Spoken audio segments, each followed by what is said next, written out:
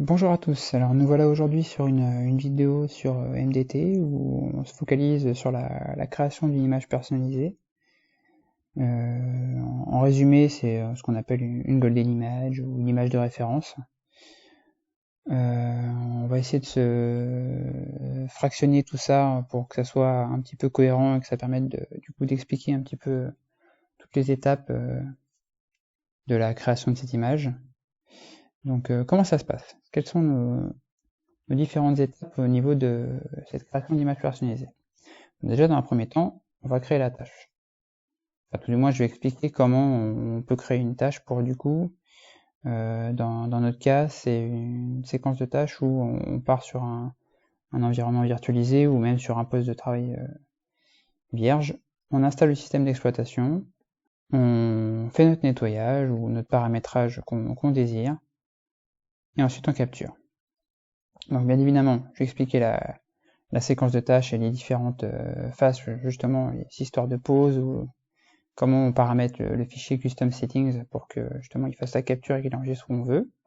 Donc je vais expliquer les paramètres de cette séquence de tâches. Ensuite, du coup, je vais jouer cette séquence. Donc bien avant ça, il faut mettre à jour l'image de démarrage.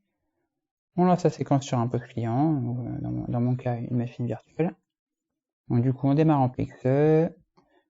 On lance la tâche dédiée pour la capture, qui va dans un premier temps installer le système d'exploitation, faire notre nettoyage de système comme on le veut, mettre en pause. Donc du coup, on modifie l'image de base que nous fournit Microsoft. On met la pause pour du coup être maître du moment où on va faire le sysprep au niveau de la machine. On fait le sysprep, on redémarre sur le réseau, on capture l'image, et du coup ça nous génère un fichier, un point .wim qui contient en gros les sources d'installation avec le paramétrage qu'on désire. Et après, ce que je vais faire, on va la jouer comme si on était sur un autre poste client. Du coup, on va faire une séquence de tâches dédiée avec justement notre image customisée qu'on vient de créer. On va installer le système d'exploitation et on va bien voir que là, rien à voir. C'est pas du tout le système de base qu'on installe où on prend l'ISO de Microsoft avec la version. Là, dans mon cas, c'est une Windows 10 19.09 parce que là, au moment où je fais la vidéo, la 20.03, enfin je pense qu'il va s'appeler 20.05 n'est pas encore sorti, mais on devrait sortir dans les semaines qui suivent. Donc on se retrouve sur le serveur de déploiement MDT et on va expliquer cette petite séquence de tâches. A tout de suite. Donc comme j'expliquais tout à l'heure, on va créer une séquence de tâches. Là je vais expliquer le principe parce que j'en ai déjà une qui est toute faite et du coup c'est un peu plus intéressant de montrer directement la séquence de tâches. Donc on se crée une séquence de tâches. Alors on s'en fout, c'est juste pour l'exemple. On prend une séquence de tâches standard, on prend pas une sysprep et capture. Alors c'est quoi la différence? Une séquence de tâches standard, c'est par défaut, ça installe un OS.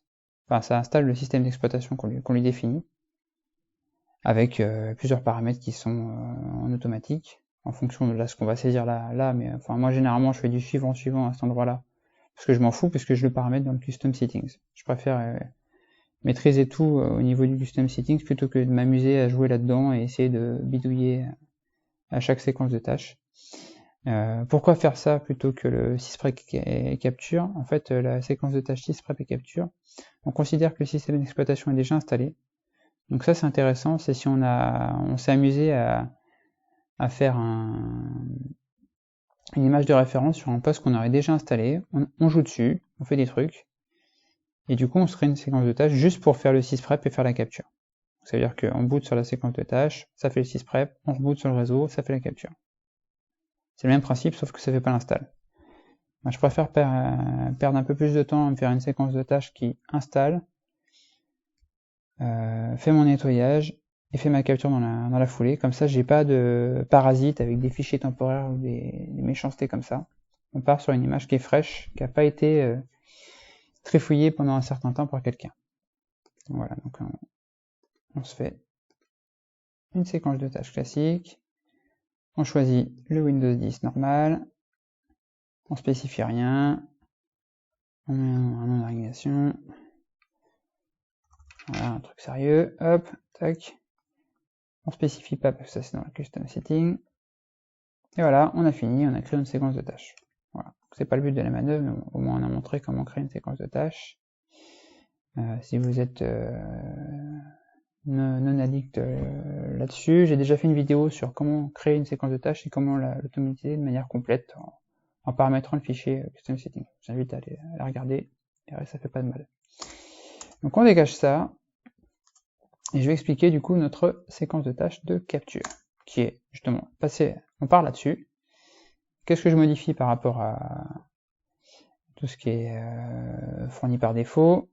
Je lui dis que mes paramètres se basent au fichier qui est le fichier custom settings. Je rajoute mon application que j'ai créée qui est juste justement un script PowerShell. Donc pour ceux qui ne savent pas créer une application, j'ai fait une vidéo sur ça. Donc ça c'est du basique, donc je reviendrai pas là-dessus. Du coup en fait ça en fait on n'est pas obligé de le mettre dans un premier temps quand on est en phase de rodage et qu'on est en train de créer son image. Mais plutôt que de le faire les modifs à la main, moi j'invite fortement à faire un script, perdre peut-être un peu plus de temps à faire ce script et à faire en sorte que tout soit automatisé et que ça permette de nettoyer de manière nickel. Et du coup voilà, dans le cas d'une image de capture, on a un script qui est propre, il est prêt à marcher, on le lance, on fait notre petite pause. Alors ça c'est voilà, c'est cette ligne de commande, c'est des outils qui sont présents dans les sources du Deployment Toolkit, donc ce sur quoi se base MDT. Donc il suffit juste de l'utiliser en fait. Voilà, enfin, pour chercher sur le net, pause MDT, ça se trouve rapidement. Voilà. Qu'est-ce que la différence, c'est ça. Uniquement au niveau de la séquence de tâches. Ensuite, au niveau du fichier custom setting, comment ça se passe? Qu'est-ce qui est intéressant là-dedans? Donc le fichier custom setting, c'est ce qui est là-dedans. Déjà, au niveau des paramètres globaux, moi je lui dis que la priorité c'est l'identifiant de la séquence de tâches et ensuite c'est les paramètres par défaut. Donc ma séquence de tâches qui fait la capture, c'est celle-ci. Où je spécifie le nom de la séquence de tâches, ça suffit pour le fun. Je mets un nom de PC, comme ça, c'est pas mal. Là où c'est intéressant, c'est que par rapport à tout ce qui est dans défaut, je lui dis que je fais la capture. Et je lui dis que je passe le résumé des paramètres à la fin de ma séquence de tâches. Ça c'est plus pour éviter ce paramètre-là. Moi j'aime bien le mettre, par exemple, quand on veut vérifier les paramètres, c'est intéressant. Et donc ensuite, qu'est-ce qui est intéressant dans notre séquence de tâches? C'est ça. Après tout cela c'est du défaut, voilà, ça c'est pour éviter tous les écrans, et éviter de faire du suivant, taper l'administrateur local, enfin bref. Voilà. Là dans mon cas de mon serveur d'install, j'ai un mot de passe tout pourri au niveau de l'administrateur local, mais on s'en fout, c'est pas le but. Là je lui dis que ma sauvegarde je la fais sur le réseau, je lui dis sur quel partage, donc par défaut je mets le partage du deployment share, je lui dis que je le mets ensuite dans le sous-dossier capture. Après ça on peut définir autre chose. Et je lui dis que mon fichier de capture, il va s'appeler le nom de la séquence de tâches, l'année, le mois, le jour, .wim. Voilà.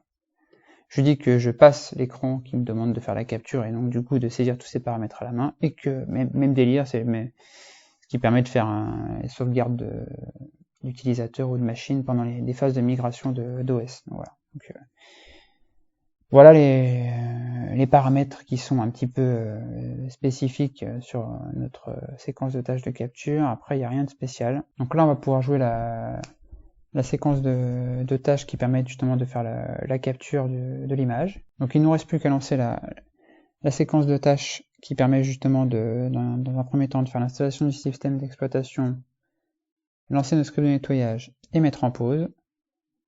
Donc on y va, on enchaîne, et on va se mettre sur du coup une petite machine cliente.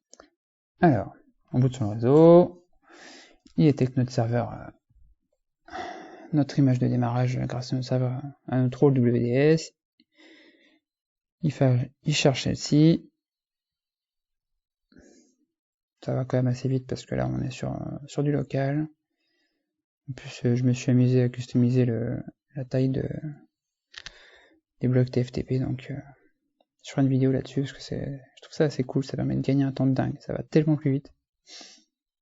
Bon, voilà, donc on arrive sur notre petit écran qui va du coup ensuite lire nos fichiers bootstrap.ini et custom settings, et qui va nous afficher la liste des séquences de tâches comme on voyait tout à l'heure sur le serveur. On va pouvoir lancer celle qui nous intéresse. Voilà, on arrive là. Il ne reste plus qu'à lancer la séquence de capture. Voilà, tac. Voilà, donc là c'est du classique. Ça y va. Ça va lancer le système d'exploitation. Donc ce que je fais, c'est que je vais mettre une petite pause et on se donne rendez-vous au moment de la pause. Au moment de la pause justement sur le bureau, au milieu de la phase du coup juste avant la phase qui fait le sysprep. À tout à l'heure. Alors, nous voilà de retour après ces séquences d'installation interminables. On arrive enfin sur le bureau. Donc voilà comment ça se présente. On arrive, on a le petit icône qui nous permet de relancer la séquence de tâches et de repartir de là où on était. On peut constater qu'au niveau de la barre des tâches et du menu démarrer, il n'y a pas grand chose. Et aussi, ça ne vire pas les saufs par défaut. Voilà, on est pas mal. On peut constater aussi que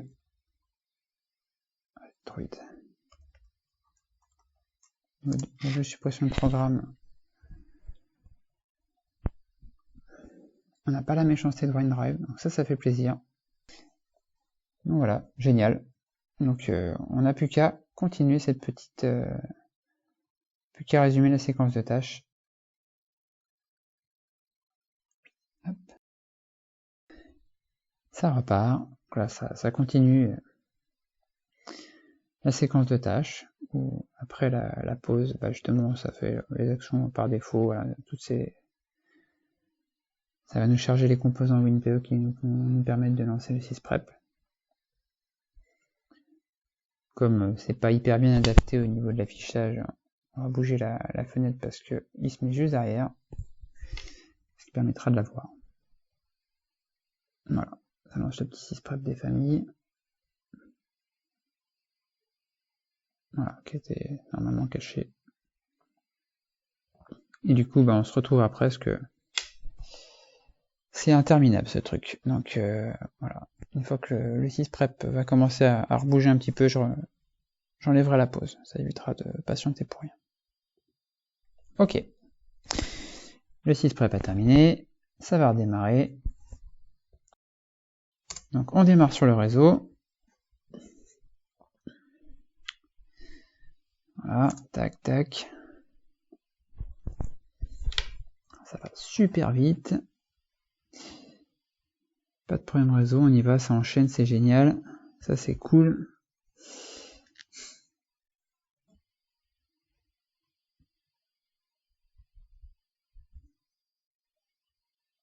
Et là, c'est là la puissance de cette séquence de tâches. Boum! Qu'est-ce qui se passe? On capture le fichier WIM. Et donc du coup, si nos partages se montent correctement, qu'on a bien mis les identifiants mots de passe, que tout va bien, qu'il n'y a pas de problème de droit, et il va nous créer le fichier WIM et il va nous mettre un état d'avancement. Donc on va attendre juste que ça bouge un petit peu au niveau du pourcentage. Vu que c'est une séquence de tâches que j'ai déjà lancée 4-5 fois parce que je m'amuse un petit peu à jouer avec ça, donc voilà, on voit qu'il y a un pourcentage. Donc ce qui est intéressant, c'est qu'on peut retourner sur le serveur MDT et voir que dans le dossier de déploiement,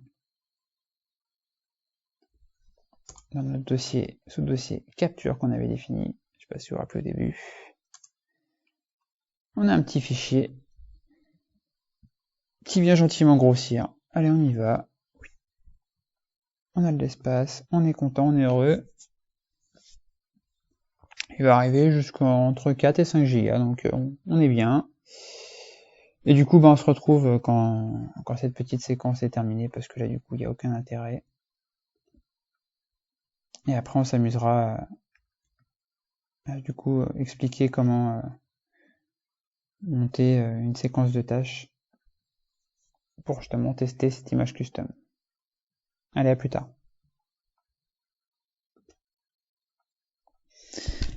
Alors, nous revoilà. Donc, maintenant qu'on a généré notre image, qu'on a notre fichier WIM qui est bien généré, qu'est-ce qui se passe? Eh bien, il nous faut créer une séquence de tâches de type standard.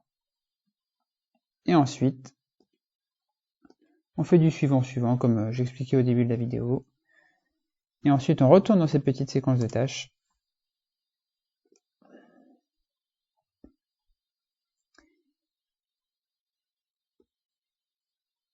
Et dans Operating System, on va venir greffer notre image de capture. Et pour pouvoir la greffer ici, tâche indispensable, dans Operating System, il faut que nous fassions un import d'Operating System et que nous allions chercher notre fichier .wim. Donc on fait notre custom image file. Et ensuite, on va aller chercher dans notre dossier capture. Voilà.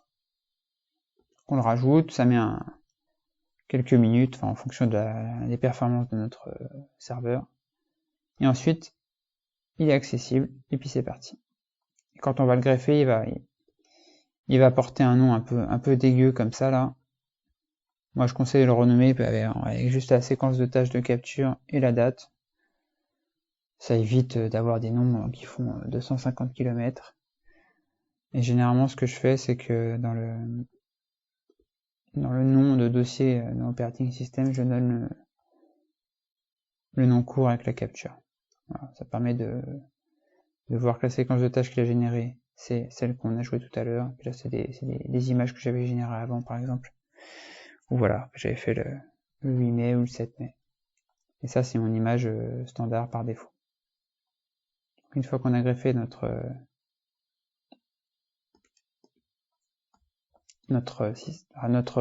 image customisée dans justement les systèmes d'exploitation qu'on peut installer, on se crée une image standard. Dans cette image standard, comme je le disais tout à l'heure, comme d'habitude, on met le custom setting. Ça, c'est du basique. Dans les systèmes d'exploitation, on va définir notre fichier WIM, donc celui qui, en fait, on va chercher dans la liste des systèmes d'exploitation et on prend tout simplement celui qu'on vient de greffer. Donc, rien de compliqué.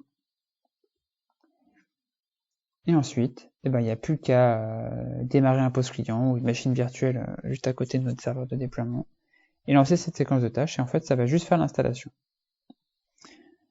Donc on va se faire ça, on va lancer la séquence de tâches sur une machine et on va constater, comme tout à l'heure, juste avant qu'on lance la capture, que on a un post client où enfin moi là le but c'est on a un poste où on a une barre des tâches, un bureau et un menu démarrer qui est assez vierge. On n'a pas OneDrive qui est préinstallé comme avec les clés de registre. Et moi ça va un petit peu plus loin, c'est que je désactive des choses comme la télémétrie, l'installation des applications préinstallées. On désactive pas mal de verbosité au niveau de certains softs. On réduit Cortana, par exemple la barre de recherche, voilà, il y a juste le bouton, pas le gros pavé, on pourrait même le réduire complètement. Mais bon, le script, je le mettrai en lien, comme ça, vous pourrez directement le voir. Donc, on va se lancer l'installation sur un post client avec l'image custom, et vous allez voir que ça va être assez cool. Donc, on y va. C'est parti. Il me charge l'image de démarrage.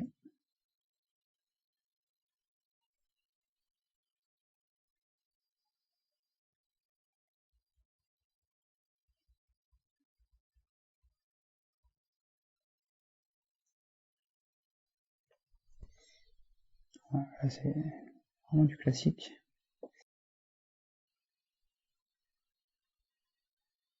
On va lancer une séquence de tâches justement avec l'image nettoyée, enfin préparée comme on le veut. Donc il nous charge le fichier Bootstrap ini, custom setting, donc toujours du classique.